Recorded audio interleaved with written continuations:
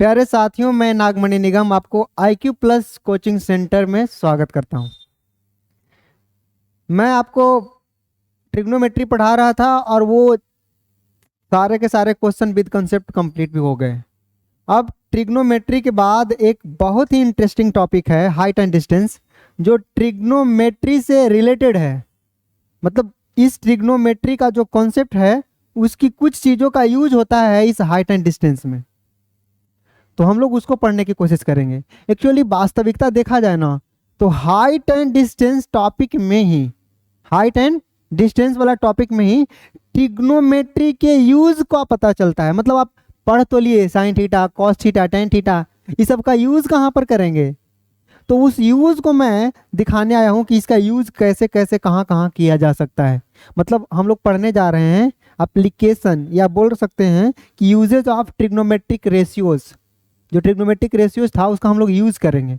तो सबसे पहले हम लोग यूज़ करने से पहले कुछ चीज़ समझेंगे कि आखिर यूज करना कैसे है।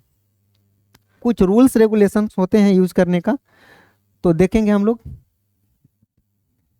एक मिनट।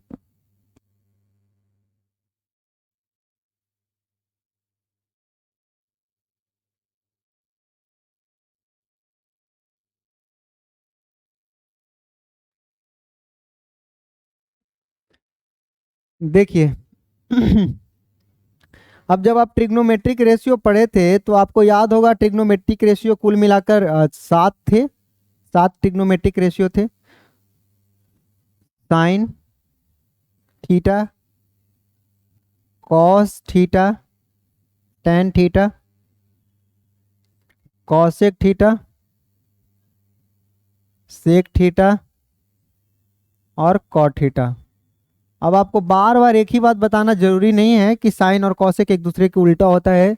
कॉस और सेक और टेन और कॉट एक दूसरे का उल्टा होता है, ये आप जान चुके होंगे अब तक।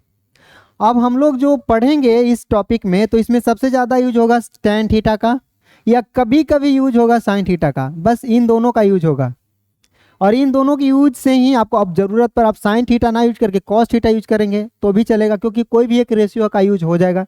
अब उस रेशियो का यूज करेंगे किस में, तो हमने आपको पहले ही बताया था कि पूरा ट्रिग्नोमेट्री राइट एंगल ट्रायंगल पर ही आधारित है। मतलब बिना राइट एंगल ट्रायंगल के ट्रिग्नोमेट्री का कोई अस्तित्व नहीं है।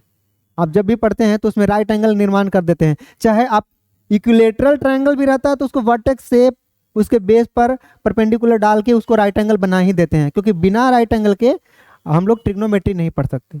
तो आपको सबसे पहला क्लास में बताया था कि हम लोग अपने डेली लाइफ में भी कुछ राइट एंगल ट्रायंगल एज्यूम करते हैं। जो आपको बताए थे कि मान लिया कि ये छत है, इतनी ऊंची छत है और इस छत पर कोई बैठी हुई है, ठीक। आप अपने घर के दरवाजे पर, मतलब उनका जो घर है वो गली के उस साइड है और आपका जो घर है वो गली के इस साइड है, ठीक। ये आपके घर है, ठीक। आप अपने घर के दरवाजे पर यहाँ पर कुर्सी लगाकर बैठ गए, और अगर आप अपनी नैना इनकी नैना से मिलाइएगा, ध्यान से समझिए, तो यहाँ पे एक एज्यूमिंग लाइन खींच देते हैं हम लोग कि अगर हमने एक उनको देखा तो एक लाइन का निर्माण हुआ होगा। जैसे आप सॉन्ग नहीं सुने हैं क्या, सॉन्ग है एक, नैनों ने बांधी कैसे डोरवे। तो मान लिया कि ये आपकी नैनों ने बांधी आपकी डोर जो है यहाँ से यहाँ तक, तो यह एक लाइन का निर्माण कर दिया। ये जो था उनका जो घर की ऊंचाई थी वो परपेंडिकुलर की तरह वर्क करने लगा, और यह जो है बेस की तरह वर्क करने लगा। यहाँ पे राइट एंगल होगा क्योंकि घर राइट एंगल पर रहता है। देखिए राइट एंगल ट्रायंगल का निर्माण हो गया। इसके अलावा और भी कंडीशन उत्पन्न हो सकते हैं। फॉर एग्जाम्पल, मान लिया कि आप यहाँ पर बैठे हुए हैं और आप अपनी पतंग को उड़ा रहे हैं, ठीक। तो पतंग उड़ती है तो इस प्रकार से उड़ती है। पतंग की ऊंचाई वहां से समथिंग रहा होगा। देखिए राइट एंगल ट्रायंगल का निर्माण हो गया। अब आप पतंग उड़ाते वक्त कभी धागा को लपेटते हैं, कभी धागा को छोड़ते हैं। तो जब आप धागा को छोड़ते हैं तो पतंग हल्का डाउनवर्ड चल जाती है, और मान लिया कि पतंग छोड़े तो यहाँ पे चल गई, तो इस कंडीशन में एक अलग ट्रायंगल का निर्माण हुआ। और प्रत्येक कंडीशन में राइट एंगल ट्रायंगल ही फॉर्म हो रही है। प्रत्येक कंडीशन में क्या हो रही है, राइट एंगल ट्रायंगल ही फॉर्म हो रही है। तो हम लोग क्वेश्चन देखेंगे और उस क्वेश्चन में देखेंगे कि कैसे राइट एंगल ट्रायंगल का निर्माण हो रहा है। और जैसे ही राइट एंगल ट्रायंगल का निर्माण होगा तो आपको कुछ चीजें जरूर दी हुई रहेगी, या तो उन दोनों में से किसी भी दो साइड का रेशियो दिया हुआ रहेगा, या किसी न किसी ये जो ट्रायंगल का एंगल दिया हुआ रहेगा, चाहे पूरा ये वाला एंगल दिया रहे या पूरा ये वाला एंगल दिया रहे, कोई ना कोई एक दिया हुआ रहेगा। और उसी के अनुसार हम लोग ट्रिग्नोमेट्रिक रेशियो का यूज करके और उसके बाकी बचे हुए साइड का जो है, साइड का जो लेंथ है उसको हम लोग निकालेंगे। मतलब हम लोग इसमें पढ़ने वाले हैं कि कैसे ट्रिग्नोमेट्रिक रेशियो का यूज किया जाता है। अब सीधे क्वेश्चन के पास आएंगे ना, आपको समझ में आएगा। देखिए आपका सबसे पहला वाला क्वेश्चन जो है, सबसे पहला क्वेश्चन देखिए हाइट एंड डिस्टेंस का।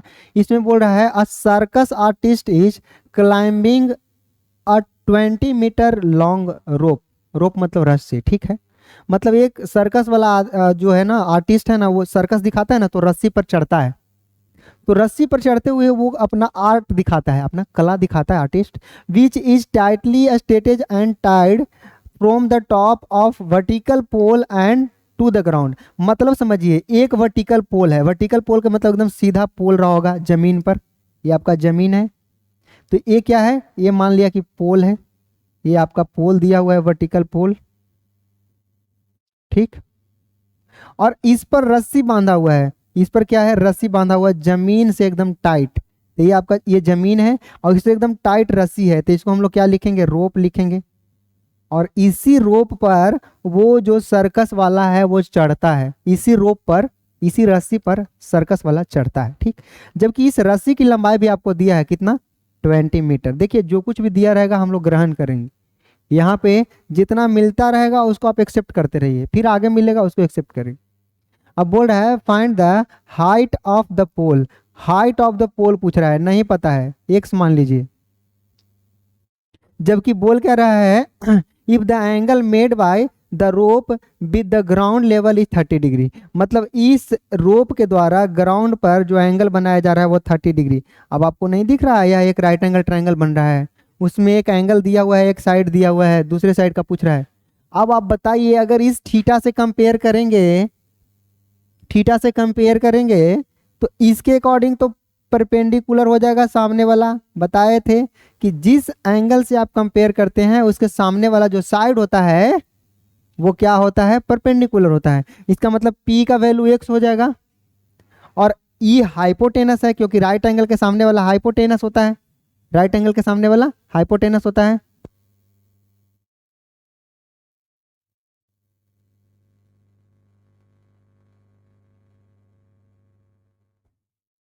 अब देखिए तो यहाँ पे हम लोग P और H में रिलेशन निकालेंगे। तो बताइए ना P और H में जो रिलेशन होता है वो कहाँ पर होता है, साइन थीटा में ना।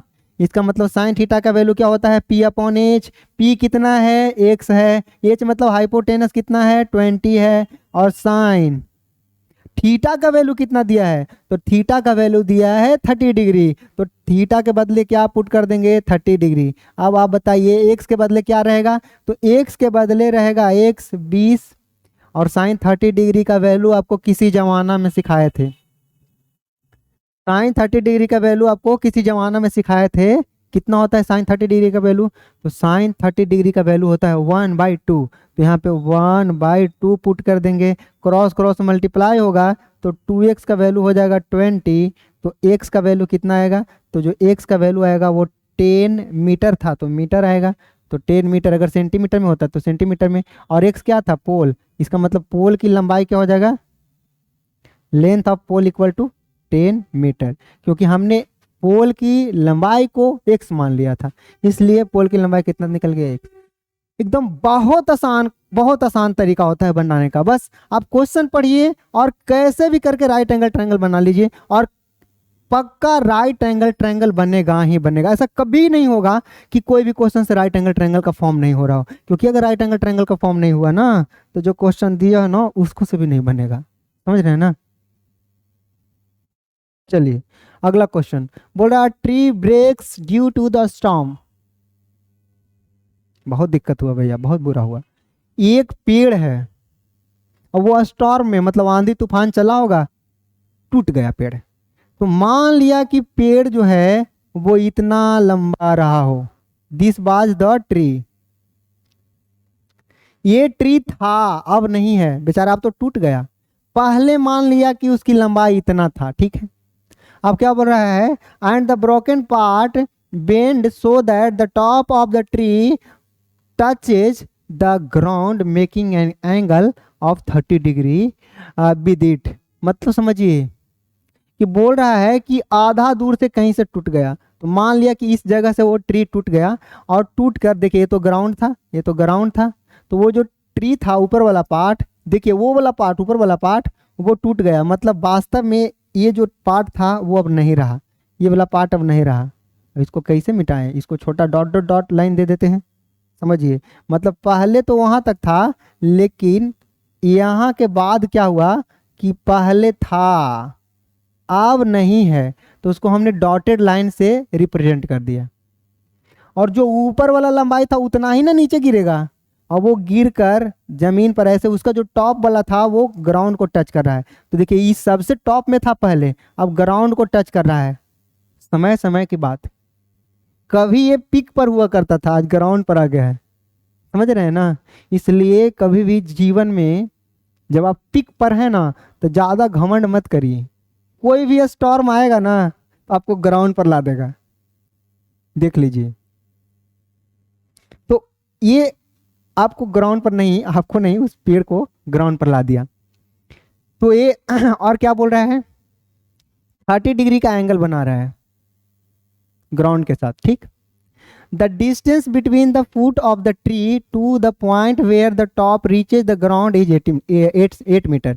मतलब बोल रहा है कि इस वाले फुट और इस वाले पॉइंट के बीच का जो दूरी है वो 8 मीटर है। क्यों? क्योंकि जहां पे उसका टच कर रहा है ना टॉप, उससे लेके उसके पैर, पैर तो यहीं पे है, जड़ तो वही है, जड़ें मजबूत थी देखिए, तो वो वहीं के वही रहेगी।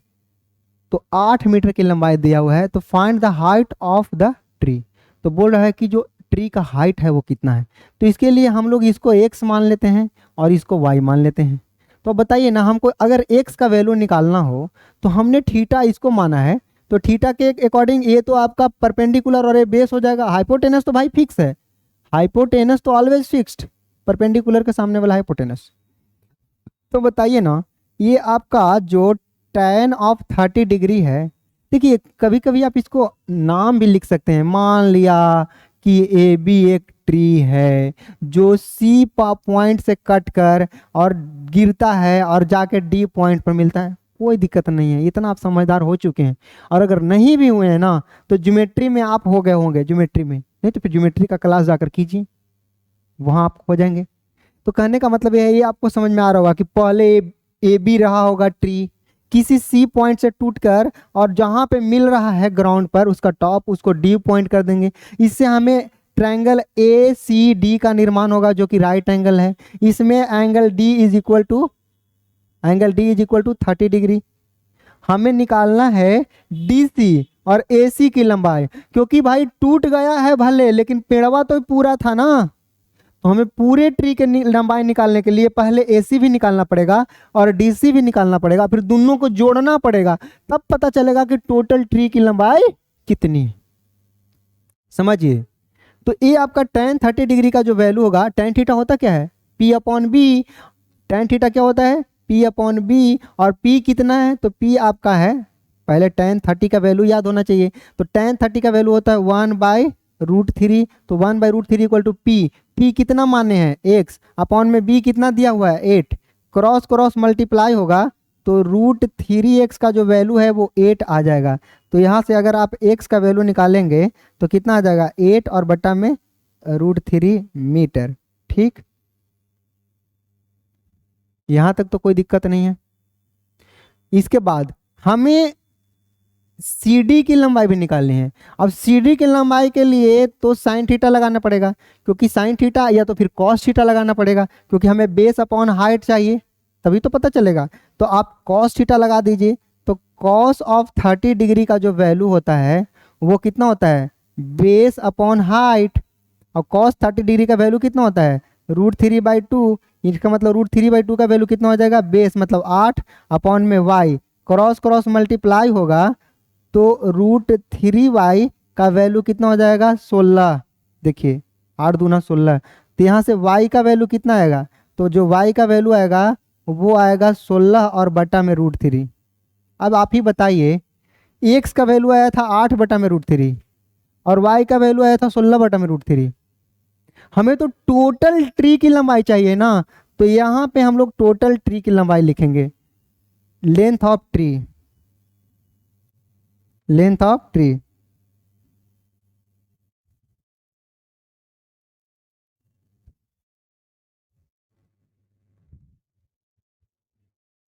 लेंथ ऑफ ट्री कितना हो जाएगा, तो दोनों जोड़ना पड़ेगा, एक्स भी और वाई भी। एक्स का वैल्यू कितना है 8 बटा में √3 और प्लस में कितना हो जाएगा 16 बटा में √3, दोनों जुड़ेगा तो 8 और 16 कितना 24 बटा में √3 हो जाएगा। अभी काटिएगा तो 8 √3 आएगा। अभी कैसे आएगा ये आपको समझ में आना चाहिए। देखिए 24 बटा में √3 है, काटने का तरीका आपको समझाते हैं। तो 24 और बटा में √3 है ना जी, इसको आप लिख दीजिए 8 गुना 3 और बटा में √3, क्योंकि 8 के 24 होगा। अब फिर से इसको 8 गुना में 3 को √3 और गुना में √3 लिख सकते हैं। अब बटा में √3 तो पहले से ही था, कट कटा के वापस 8 √3 आएगा। तो इतना आपको अंडरस्टूड होना है। अब हर वक्त इतना ज़्यादा एक्सप्लेन करके आपको नहीं बताएंगे, आप इतना से समझ जाएंगे कि 8 √3 कैसे आया है। और नहीं तो परिमेयकरण कर दीजिए, बताए थे, रेशनलाइजेशन कर दीजिए। √3 से ऊपर में भी गुणा कर दीजिए, √3 से नीचे में भी गुणा कर दीजिए, तो नीचे में आ जाएगा 3 और ऊपर में 24 √3, 24 3 से कट के 8 के 24 आ जाएगा, वो भी एक तरीका है। चलिए ये आपका क्वेश्चन कंप्लीट हो गया, हमें उम्मीद है कि आपको समझ में आया होगा। हम चलते हैं क्वेश्चन नंबर 3 के पास। क्वेश्चन नंबर 3 में बोल रहा है a contractor plans to install 2 slide for the children to play in a park. ठीक है, बहुत बढ़िया बहुत बढ़िया। एक कंस्ट्रक्शन एक कंस्ट्रक्टर जो है वो कंस्ट्रक्ट करता है दोनों साइड में बच्चों को खेलने के लिए। बहुत बढ़िया है, बच्चों के प्रति इतना बढ़िया मतलब सोच है। देखते हैं और क्या क्या सुविधा दिया गया है, झूला वूला लगाया होगा। ठीक है, क्वेश्चन पढ़िए ना, इतने एंजॉय रिलैक्स होकर क्वेश्चन पढ़िए, कोई ज्यादा हार्ड थोड़ी है। हमें एगो ट्रायंगल तो बनाना है और ट्रायंगल बन गया तब तो सब कुछ करिए लेंगे। अब देखिए for the children belong the age of 5 year and she prefers to have a slide whose top is a height of इतना metre and it's inclined at an angle of 30 degree to the ground, where as for the elder children she wants to the have as a step side height 3 metre and inclined 60 degree। मतलब समझिए आप बचपन में वो नहीं होता है ससरने वाला जिसे पैंट फट जाता है पीछे घिसक घिसक के, वो वाला ससरने वाला एक होता है। जैसे देखिए वो ऐसा रहता है, जैसे आप वाटर पार्क में जाते हैं तो वाटर पार्क में कैसे स्लाइडर रहता है, स्लाइड करते हैं, सेम ऐसा ही बनाया गया है बच्चों को खेलने के लिए।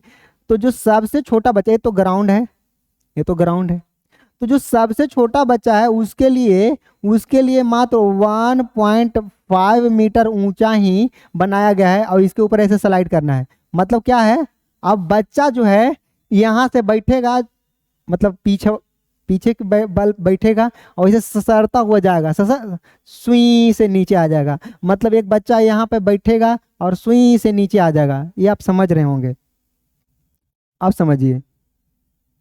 ठीक, अब ये तो उसके लिए है जो बच्चा 5 साल से छोटा है और ये जो है एंगल 30 डिग्री का निर्माण कर रहा है। ठीक, अब बोल रहा है कि जो 5 साल से बड़ा है उसके लिए थोड़ा सा और ऊंचा बनाया गया है। कितना ऊंचा, 3 मीटर, यानी कि पूरे की लंबाई कितना दिया हुआ है 3 मीटर दिया हुआ है। ठीक, और इसका जो एंगल ऑफ एलिवेशन है, अब देखिए एंगल ऑफ एलिवेशन आपको कंफ्यूज कर सकता है क्योंकि इसके बारे में हमने आपको बताया ही नहीं। एंगल ऑफ एलिवेशन और एंगल ऑफ डिविएशन कोई बड़ी चीज नहीं होता है, आपको 1 मिनट में समझ में आ जाएगा। जब आप देखिए दो पर एलिवेशन और डेविएशन, इसको बोलते हैं उन्नयन कोण और इसको बोलते हैं अवनमन कोण। उन्नयन कोण और अवनमन कोण, तो जब आप किसी वस्तु को अपने से जब आप किसी वस्तु को देखते हैं और वो वस्तु आपसे ऊंचाई पर है, तब तो आप नीचे रहेंगे। आप नीचे रहेंगे तब ना ऊंचाई पर ऐसे देख रहे हैं। जैसे कि अगर आप दुआरी पर बैठ के किसी छत वाली को देखिएगा, तो इस कंडीशन में आपके आंख पर एंगल ऑफ एलिवेशन बनेगा, मतलब उन्नयन कोण बनेगा, आपके आंख पर बन रही है ऊपर की ओर। लेकिन वही जब आप छत पर घूरते घूरते किसी के दरवाजे पर जाते हुए, गली में कौन कौन जा रहा है इसको देखिएगा, तो इस कंडीशन में जो आपके आंख पर कोण बनेगा वो एंगल ऑफ डेविएशन बनेगा, क्योंकि आप ऊपर हैं वस्तु नीचे है। मतलब जब आप नीचे और वस्तु ऊपर तो उन्नयन कोण, और जब वस्तु नीचे और आप ऊपर तो अवनमन कोण। समझ रहे हैं ना? बहुत आसान है, बहुत आसान। अब यही चीज बताने के लिए आपको 10 मिनट का समय ले, कोई जरूरी नहीं है, वो आप समझ गए हो। अब ये पूरे का पूरा 60 डिग्री का कोण बना रहा है। अब आपसे पूछ क्या रहा है, तो पूछ रहा है what should be the length of slide in each case. तो लेंथ ऑफ स्लाइड पूछ रहा है, तो आप इसको अपनी सुविधा अनुसार ए बी सी से रिप्रेजेंट भी कर सकते हैं। आप ए बी सी से रिप्रेजेंट भी कर सकते हैं। जैसे कि मान लेंगे इसको बी सी डी और ए। तो देखिए यहाँ से दो राइट एंगल ट्रायंगल बनता है, दो राइट एंगल ट्रायंगल बनता है। एक ट्रायंगल बन रहा है इन राइट एंगल ट्रायंगल, कौन सा? Right angle triangle A B C, A B C. तो अगर आप right angle triangle A B C की बात करें, तो right angle triangle A B C में क्या है? तो right angle triangle A B C में आपका टेन 30 डिग्री का वैल्यू क्या हो जाएगा? P upon B. लेकिन एक बात बताइए, क्या टेन थीटा लेने से हमको कुछ फायदा है? हमें तो इस स्लाइडिंग की लंबाई निकालनी है, इसकी लंबाई निकालनी है, और इस कंडीशन में इसकी लंबाई निकालनी है कि ये दोनों बच्चा जो स्लाइड करेगा 5 साल से छोटा और 5 साल वाला, उसका जो ये है वो कितना दूरी तय करेगा। समझ रहे हैं ना? हाँ, कि वो कितना दूर तक ससराइत जाएगा, ससरेगा, ये स्लाइड करेगा। ससरना, स्लाइड करना, सरकना, सब बात बराबर। तो हमें tan थीटा लेने से कोई फायदा नहीं है, क्योंकि tan थीटा से P अपॉन बी का रिलेशन निकलता है। हमें तो sin थीटा चाहिए, तब ना P और हाइपोटेनस में रिलेशन मिलेगा। तो ये tan थीटा को मारिए गोली और आइए sin थीटा के पास। तो sin 30 डिग्री का वैल्यू क्या हो जाएगा? P upon H, P upon H.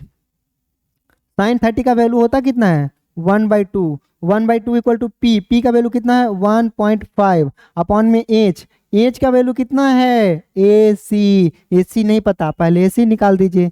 तो AC की लंबाई कितना हो जाएगी? तो AC की लंबाई हो जाएगा कितना? 3 मीटर। इसका मतलब समझिए कि वो जो 5 मीटर वाला जो बचवा है ना, सॉरी 5 साल से जो छोटा बचवा है ना, वो 3 मीटर की लंबाई तक ससरित रहेगा, 3 मीटर की लंबाई तक ससरते रहेगा। और हम उसकी बात करते हैं जो 5 मीटर से 5 साल से ऊपर का बच्चा है। तो 5 साल से ऊपर के बच्चा के लिए तो बड़का ट्रायंगल में चलना पड़ेगा। कौन वाला में? सीधे ट्रायंगल ए बी डी में चलना पड़ेगा। तो अब हम लोग चलेंगे in triangle A B D. तो ए बी डी में अगर हम लोग चलेंगे तो उसमें भी साइन थीटा लेना पड़ेगा, क्योंकि ये पूरे से सरना है, पूरे से सरना है। ध्यान से समझिए, पूरे से सरेंगे तो उसमें क्या होगा? उसमें आपका साइन 60 डिग्री का वैल्यू होगा। क्यों? क्योंकि जब आप बड़ा वाला ट्रायंगल में चलेंगे तो देखिए पूरे का एंगल कितना दिया हुआ है? 60 डिग्री दिया हुआ है। तो 60 डिग्री लेंगे और बराबर में कितना? P। अब बताइए उस कंडीशन में P कितना लीजिएगा? तो पहले छोटा P था, अब बड़ा P है, और उसकी लंबाई 3 मीटर दिया हुआ है। तो इसको कितना करेंगे? 3 और अपॉन में कितना? AD। ठीक। अब देखिए साइन 60 का वैल्यू होता क्या है? तो वो होता है √3 और बटा में 2, और बराबर में कितना? 3 और बटा में AD। AD होता है। क्रॉस मल्टीप्लाई कीजिएगा तो √3 AD का जो वैल्यू है वो कितना होगा? 6। इसका मतलब AD का वैल्यू कितना होगा? तो जो AD का वैल्यू हो जाएगा वो हो जाएगा 6 और बटा में √3। अब देखिए इसको हम दो तरीका से बताए हैं, या तो आप इसको रेशनलाइज कर दीजिए, और नहीं तो समझिए कि 2 गुणा 3 का मल्टीपल होता है 6। तो 2 गुणा 3, और 3 में 2 को √3 मिलकर 3 बनता है, तो 1 √3 गायब हो जाएगा, तो 2 √3 बन जाएगा। अब आप समझने के लायक हो गए हैं, समझ में आ रहा होगा। और नहीं तो रेशनलाइज कर दीजिए, ऊपर भी √3 से गुना, नीचे भी √3 से गुना, तो 6 √3 और बटा में 3 आ जाएगा, 3 से 6 कटेगा 2 बार में, 2 √3 आ जाएगा। ये आपको समझ में आया होगा। अगला क्वेश्चन की ओर हम लोग चलते हैं। क्वेश्चन नंबर 4 में बोल रहा है द एंगल ऑफ एलिवेशन, यही एलिवेशन की बात कर रहे थे। एंगल ऑफ एलिवेशन तब बनता है जब आप नीचे और आसमां ऊपर, और एंगल ऑफ डेविएशन कब बनता है जब आप ऊपर और आसमान नीचे। आसमान मतलब आसमान, समझ रहे ना, स्काई, ठीक। मतलब अगर आप नीचे हैं और किसी ऊंची वस्तु को देख रहे हैं, जिस ऑब्जेक्ट को देख रहे हैं वो आपसे ऊंचाई पर है, तो एंगल ऑफ एलिवेशन। देखिए इसमें जरूर किसी न किसी ऊंचा वस्तु को देख रहा होगा। बोल रहा है the angle of elevation of the top of the tower, tower के ऊंचाई को देख रहा है, मतलब एक टावर रहा होगा और इसको कोई यहां से देख रहा होगा, ऐसे, समझ रहे हैं, तो यहां से देख रहा होगा, ग्राउंड पर से देख रहा होगा, ठीक। चलते हैं, तो ग्राउंड पर से देख रहा होगा from the point of ground, किसी पॉइंट पर, ये ग्राउंड का पॉइंट है, इस पॉइंट से मान लिया कि देख रहा होगा, which is 3 metre away from the foot of the tower, मतलब इसके पैर से इस पॉइंट की जो लंबाई है वो कितना है, 30 मीटर, 30 मीटर है। और यहाँ से देख रहा है, और एंगल बना कितने कर रहा है, तो ये एंगल निर्माण कर रहा है 30 डिग्री का। अब हमको राइट एंगल ट्रायंगल मिल गया है तो इसमें कोई दिक्कत नहीं है, अब बन जाएगा। Find the height of the tower, तो टावर की हाइट बताइए। अब टावर की हाइट के लिए ये आपका पी की तरह वर्क कर रहा है और ये बी की तरह वर्क कर रहा है, क्यों, क्योंकि जिसको आप थीटा मानते हैं उसके सामने वाला पी, तो थीटा माने हैं इसको, तो पी और बी, और हाइपोटेनस तो फिक्स है, ये है। अब बताइए, तो आप टेन थीटा नहीं लगा दीजिएगा, क्योंकि बी और पी में क्या रिलेशन होता है, टेन थीटा में, तो टेन 30 डिग्री का वैल्यू कितना हो जाएगा, पी और अपॉन में 30 हो जाएगा। यहाँ से टेन 30 का वैल्यू कितना हो जाएगा, √3 इक्वल टू कितना, पी अपॉन 30।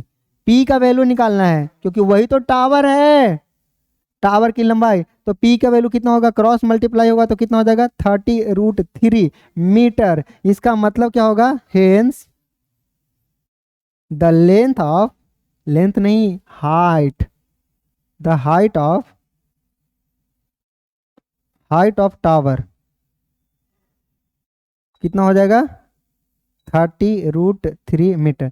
लेंथ और हाइट में थोड़ा सा का अंतर है, अगर आप किसी को सुता देते हैं तो लेंथ होता है और खड़ा कर देते हैं तो हाइट, बस इतना का अंतर है लेंथ और हाइट में, समझ रहे हैं ना। क्वेश्चन नंबर 5 के पास चलते हैं।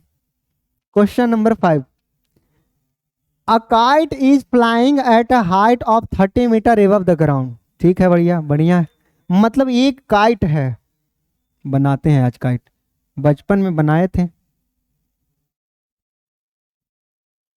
ये हमारी पतंगिया है, काइट, ठीक। और वो जमीन से कितनी ऊंचाई पर उड़ रही है, तो वो जमीन से उड़ रही है 30 मीटर की ऊंचाई पर। अगर आप लोग कभी भी पतंग उड़ाए हैं तो आपको पता होगा कि काइट कभी भी ऐसे नहीं उड़ती है, वो धागा जो है वो डायगोनली जाता है, मतलब उसका धागा कहीं ना कहीं इधर रहा होगा, समझिए बात को, उसका धागा जो है वो कहीं ना कहीं इधर रहा होगा, ठीक। और लेकिन वास्तव में जब ऊंचाई देखा गया तो ऊंचाई कहाँ से, जिस जगह पर है उस जगह से परपेंडिकुलर डिस्टेंस को ही हाइट बोलते हैं। हर कोई हाइट थोड़ी हो जाएगा, height is the shortest distance, मतलब परपेंडिकुलर डिस्टेंस को ही हाइट बोलते हैं, या perpendicular distance from the vertex to the base is called height. तो उस काइट के लिए जो वर्टेक्स होगा वो खुद है और बेस क्या होगा, ग्राउंड, समझ रहे हैं। तो वर्टेक्स से बेस पर परपेंडिकुलर डालते हैं तो हाइट कहलाएगा। लेकिन वो धागा की लंबाई थोड़ी है, जो काइट उड़ाते हैं वो धागा से उड़ाते हैं, वो धागा की लंबाई थोड़ी है, धागा तो कोई और रहा होगा, किसी और के हाथ में रहा होगा। अब देखिए बोल रहा है the string attach to the kite is temporarily tied, मतलब ऐसा जूम कीजिए कि जो धागा एकदम पूरी तरह से टाइट है, मतलब एकदम डायगोनल की तरह निर्माण कर रहा है, to a point on the ground. Tight का मतलब है कि कहीं बांध दिया या कोई पकड़ा है, कोई मैटर नहीं करता है, आप जमीन में गाड़ भी सकते हैं। ग्राउंड द इंक्लाइन, क्या है, the inclination of the string with the ground is 60 degree, ये वाला एंगल आपको दिया है कितना, 60 डिग्री। ग्राउंड से उस धागा के जो एंगल बन रहा है वो कितना है, 60 डिग्री का। तो find the length of the string, इसकी लंबाई निकालना है, ये है क्या, हाइपोटेनस, आपको हाइपोटेनस निकालना है। Assuming the there is no स्क्लेर इन द स्ट्रिंग, आपको ये जूम करके मानना है कि वो जो धागा है वो लुजुर पुजुर नहीं है, मतलब वो जो धागा है एकदम पूरी तरह से टाइट है, ये आपको मानकर चलना है। क्योंकि जब आप पतंग उड़ाते हैं तो कभी धागा ढीला होता है, कभी धागा टाइट होता है, लेकिन हमको यहाँ पे जूम करना है कि धागा क्या है, टाइट है। अब वही मानिए, तो यहाँ हमें हाइट निकालना है, परपेंडिकुलर और हाइट में रिलेशन, हाइपोटेनस में रिलेशन कहाँ मिलता है, साइन थीटा में, तो साइन थीटा लगा देंगे। और साइन 30 डिग्री का वैल्यू, सॉरी साइन 60 डिग्री है, 30 डिग्री मत लगाइए, तो साइन 60 डिग्री का वैल्यू कितना हो जाएगा, तो साइन 60 डिग्री का वैल्यू होगा P/H। साइन 60 का वैल्यू होता कितना है, तो वो होता है √3/2, इसका मतलब √3/2 का वैल्यू कितना हो जाएगा, 30 अपॉन हाइपोटेनस ही तो निकालना है, तो उसको ये छोड़ दीजिए, क्रॉस क्रॉस मल्टीप्लाई कीजिएगा, तो √3H का वैल्यू कितना हो जाएगा, 60। तो यहाँ से H का वैल्यू कितना आएगा, तो जो H का वैल्यू आएगा वो 60 और बट्टा में √3 आएगा। अब देखिए इसको काटना है, 60 बट्टा में √3, तो 60 कितना में 3 से गुणा करते हैं तो 60 आता है, तो 20 में 3 से गुणा करेंगे तो 60 आ जाएगा, 20 दिया के 60, और 3 में 2 गो √3 मिला रहता है, 3 में 2 √3 मिलकर 3 बनता है। इसका मतलब 20 √3 को आप, सॉरी 20 गुणा 3 को आप 20 √3 लिख देंगे, और नहीं तो रेशनलाइज कर दीजिए, बात बराबर है। Question number 5 complete. Question number 6 देखिए, इसमें बोल रहा है a 1.5 metre tall boy is standing at some distance, खड़ा है, from a 30 metre tall building, मतलब 30 मीटर ऊंची बिल्डिंग के बगल में कहीं खड़ा है, ठीक। चलिए भैया, ये आपका बिल्डिंग है, इसकी लंबाई कितने बोला जा रहा है, 30 मीटर। अब इस पर कोई आदमी भी है, मतलब उस आदमी की खुद की लंबाई भी 1.5 मीटर है, ठीक है। अब एंगल किसी के, कोई भी आदमी अपना पैर से तो देखेगा नहीं, कोई आदमी देखेगा तो अपना आंख से देखेगा, और उसका आंख तो सबसे ऊपर में रहता है, समझ रहे हैं ना। इसका मतलब अगर वो देख रहा होगा तो एंगल ऑफ एलिवेशन यहाँ पे बन रहा होगा, इस बिल्डिंग को देख रहा होगा तो एंगल ऑफ एलिवेशन यहाँ पे बन रहा होगा इसके आंख पर, तो यहाँ से एक पैरेलल लाइन हम लोग खींच देंगे, ये जूमिंग लाइन है, इसकी हमें ज़रूरत है, ये हम क्वेश्चन में नहीं दिया हुआ है। तो ये पूरी की पूरी लंबाई 30 थी, तो ये बचा कितना होगा, 28.5। क्यों, क्योंकि 1.5 तो घट गया होगा ना। आप समझिए इसके बाद क्या बोल रहा है, एंड बोल रहा है the angle of elevation from his eye, उसकी आंख पर जो एंगल ऑफ एलिवेशन बन रहा है to the top of the building increase from 30 degree to 60 degree as he walks towards the building, find the distance. अब देखिए क्या होता है, मतलब पहली बार उसको 30 डिग्री का ही बन रहा था, लेकिन ये लड़का भी ना चालबाज है, चलता रह रहा है, एक जगह रुका नहीं है। तो थोड़ा देरी के बाद ये लड़का यहाँ से उठकर यहाँ चला जाता है, तो 30 डिग्री से बढ़कर एंगल 60 डिग्री हो जाता है। तो आपसे पूछ रहा है कि ये कितना दूरी तय किया होगा। अब कितना दूरी तय किया होगा, इसके लिए हमें पहले पूरा दूरी निकल जाए, पहले हमें पूरा दूरी निकल जाए, तो पूरा दूरी को हम मान लेते हैं y, उसमें से इसको मान लेंगे, इसको x मान लेंगे। ध्यान से समझिए कैसे कैसे हम लोग निकालेंगे। हाँ, हम लोग इस पूरे दूरी को y मान लेंगे, और उसमें से ये वाला दूरी को x मान लेंगे। जब हमें y निकल जाएगा और x निकल जाएगा, तो पूरा में से x घटा देंगे, तो यही ना बचेगा, क्योंकि जितना y है उतना ही ऊपर वाला है। अब देखिए इसको समझने के लिए ना आप एक ट्रायंगल बना ही लीजिए, तो इसको मान लेंगे A B C और D, समझ रहे हैं। अब इसकी जितना y ये वाला पूरा है, तो जो BD की जो लंबाई है वो भी y ही होगा ना, पैरेलल लाइन है ना, एक रेक्टेंगल का निर्माण हो रहा है ना, और रेक्टेंगल में सामने सामने वाला भुजा जो है वो बराबर होता है। अब यहाँ से दो ट्रायंगल बना है, और दोनों ट्रायंगल में आपको बेस निकालना है, और परपेंडिकुलर दिया हुआ है, और बेस और परपेंडिकुलर में रिलेशन कहाँ पे मिलता है, tan थीटा में। तो हम लोग हर एक बार tan थीटा चलेंगे दोनों ट्रायंगल में बारी बारी से। तो हम लोग सबसे पहले चलते हैं छोटका ट्रायंगल में, तो चलेंगे इन छोटका ट्रायंगल, कौन सा, ABC। तो ABC में अगर आप चलेंगे तो उसमें tan और थीटा का वैल्यू 60 डिग्री है। अब हम लोग tan क्यों ले रहे हैं, क्योंकि P और B में रिलेशन चाहिए, और tan ही एक ऐसा ट्रिग्नोमेट्रिक रेशियो है और एक कॉट भी है जो पी और बी में रिलेशन देता है। तो टेन और कॉट दोनों में से कोई भी लगाएंगे फर्क नहीं पड़ता है। तो इसमें क्या हो जाएगा, ए बी का वैल्यू कितना है 28.5 और अपॉन में कितना बी सी, उसकी लंबाई कितनी है एक्स। टेन 60 का वैल्यू कितना होता है √3, तो √3 का वैल्यू कितना हो जाएगा 28.5 अपॉन में कितना एक्स, क्रॉस मल्टीप्लाई होगा तो जो एक्स का वैल्यू आएगा वो कितना आ जाएगा 28.5 और बटा में √3। चलिए यहाँ तक कोई दिक्कत नहीं। आप चाहें तो इसको फ्रैक्शन में भी चेंज कर सकते हैं। 28.5 कितना के बराबर होता है 57/2, तो इसको आप 57 और बटा में 2 √3 भी लिख सकते हैं, कोई दिक्कत नहीं। या 57 3 से डिविजिबल है तो √3 को ऊपर गायब भी कर सकते हैं, क्योंकि 57 कितना में 3 से गुना करना पड़ता है बताइए। तो यहां से आपका आ जाएगा 19। देखिए इसको आप सोल्व करेंगे, अगर इसको आप सोल्व करेंगे तो जब इसको सोल्व करेंगे तो यहाँ से कितना आ जाएगा 19 √3 और बटा में 2 आ जाएगा। क्यों, क्योंकि 19 तिया 57 होता है, बताए हैं 3 2 गो √3 मिलकर बनता है, ये गो √3 गायब हो जाएगा। ये आपका आ गया किसकी लंबाई, एक्स की लंबाई। अब हमें वाई की लंबाई निकालना है, तो वाई की लंबाई लगाने के लिए बड़का ट्रायंगल में चलेंगे। तो इस बार कौन में चलेंगे, इन बड़का ट्रायंगल, कौन सा ए बी डी, पूरा बड़ा वाला ट्रायंगल ए बी डी। तो ए बी डी में भी चलेंगे तो हम लोग tan थीटा ही लेंगे और tan 30 डिग्री लेंगे इस बार। उसका वैल्यू क्या हो जाएगा ए बी, फिर से वही परपेंडिकुलर, परपेंडिकुलर कितना हो जाएगा, तो परपेंडिकुलर हो जाएगा आपका कितना 57/2। ये आपको समझ में आ रहा होगा कि 57/2 कितना होता है। 28.5 ना लिख के और 57/2 लिखा जा सकता है, ठीक। और इसके बटा में लिखना पड़ेगा क्या, इसका बटा में लिखना पड़ेगा y, ठीक, क्योंकि p अपॉन बी होता है ना, p का वैल्यू 57/2 है और b तो अभी भी y है, पूरा का पूरा y है।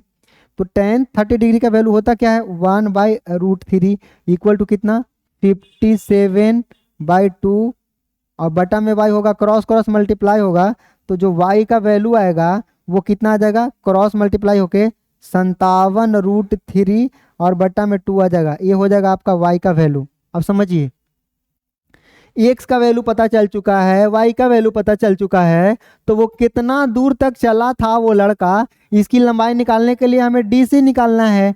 तो DC का वैल्यू कितना हो जाएगा y माइनस एक्स, और y का वैल्यू कितना, तो ये है 57√3/2 और माइनस में कितना हो जाएगा 19√3 और बटा में 2। इसको घटा दीजिए तो 9 7 में से 9 नहीं जाएगा, 17 में से 9 जाएगा तो 8, 4 में से 1 जाएगा तो 3, 38√3 और बटा में 2। ये कट कटा के कितना आ जाएगा 19√3/2। इसका मतलब फाइनली जो आने वाला है वो है 19√3, क्योंकि बटा वाला 2 तो कट गया 38 से 2 बार में, ये हो जाएगा मतलब वो 19√3 मीटर की लंबाई चला होगा।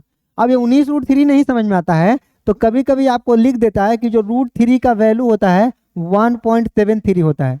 इसका मतलब वो कितना दूरी चला होगा, तो 19 में 1.73 से गुणा करके देख लीजिए तो ये जो है वो लगभग 32 मीटर के करीब आएगा, 31 या 32 मीटर के करीब आएगा। मतलब वो लगभग 32 मीटर की दूरी तय किया था, तब जाके एंगल ऑफ एलिवेशन 30 डिग्री से बढ़कर 60 डिग्री हो गया था। इसके बाद देखते हैं नेक्स्ट क्वेश्चन क्या है।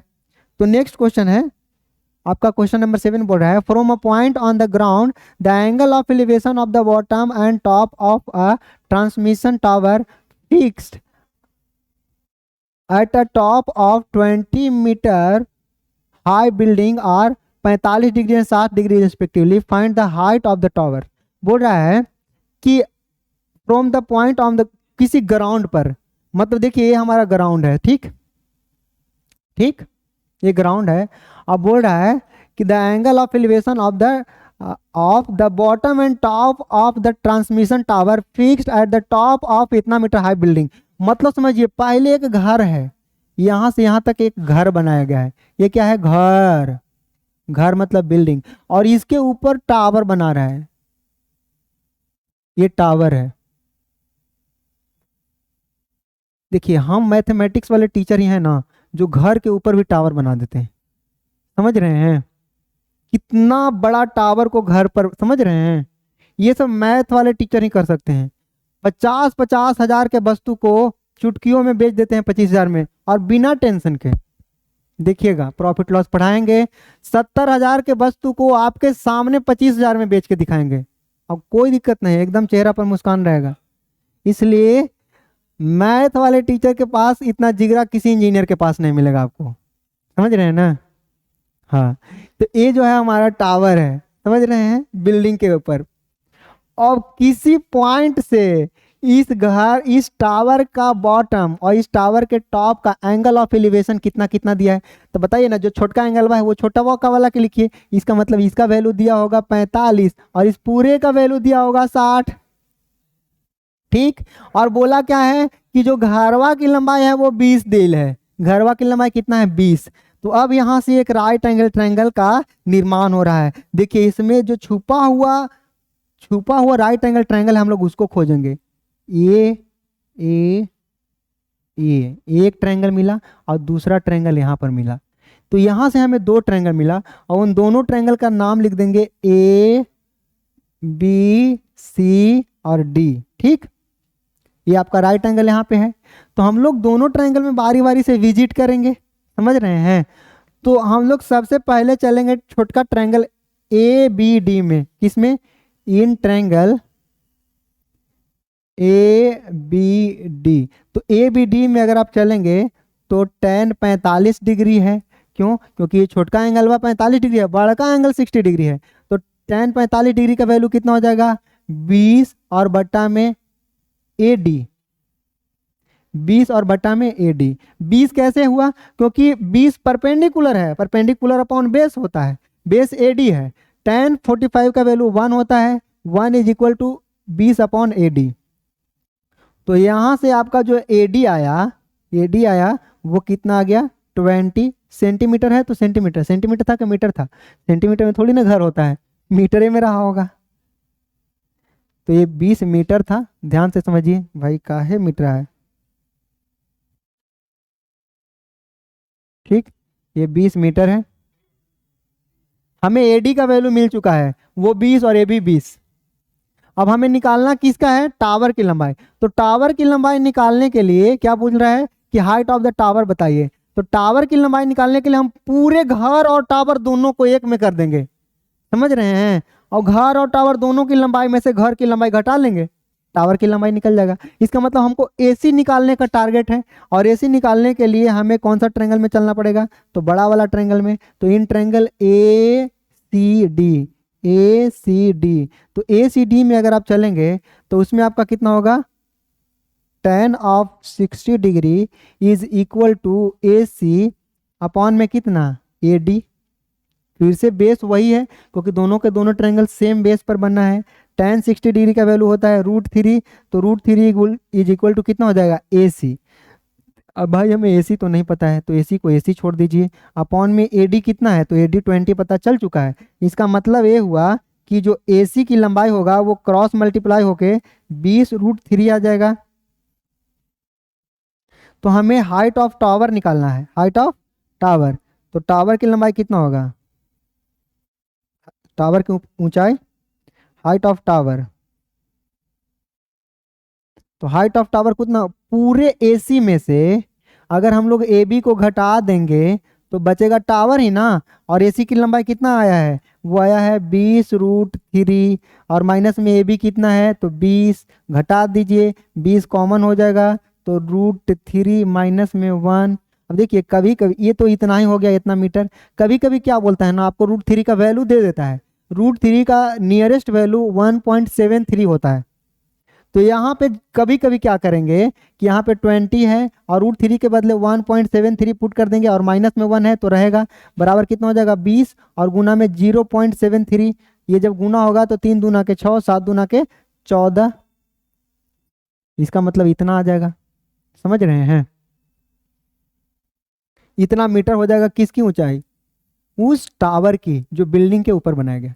तो हम लोग इस एक्सरसाइज में इतना क्वेश्चन को किए हैं, बाकी जो बचा हुआ क्वेश्चन है उसको हम लोग नेक्स्ट एक्सरसाइज में करेंगे। तब तक के लिए इतना जो बनाने का तरीका है उसको ध्यान में रखिएगा, और कैसे बनाया जाता है ये आप पीछे जाकर बार बार देखेंगे तो हमें लगता नहीं है कि आगे के क्वेश्चन आपको बताना पड़ेगा। फिर भी अगर ऐसा जरूरत पड़ा तो बहुत सारे अलग अलग प्रकार के क्वेश्चन भी लाया जाएगा। तो हमारी तरफ से ये जो हाइट एंड डिस्टेंस का कॉन्सेप्ट था वो भी इस वीडियो में दिया गया, कुछ एग्जाम्पल भी आपको दिखाया गया है। बहुत आसान है, बस इसमें आप कैसे नैना मिला रहे हैं, किससे कितना एंगल बन रहा है, कितना एंगल से नैना मिला रहे हैं, इन सब चीज़ों को ध्यान में रखेंगे। हम लोग मिलेंगे नेक्स्ट क्लास में, तब तक के लिए हैव अ गुड डे। जय हिंद, जय भारत।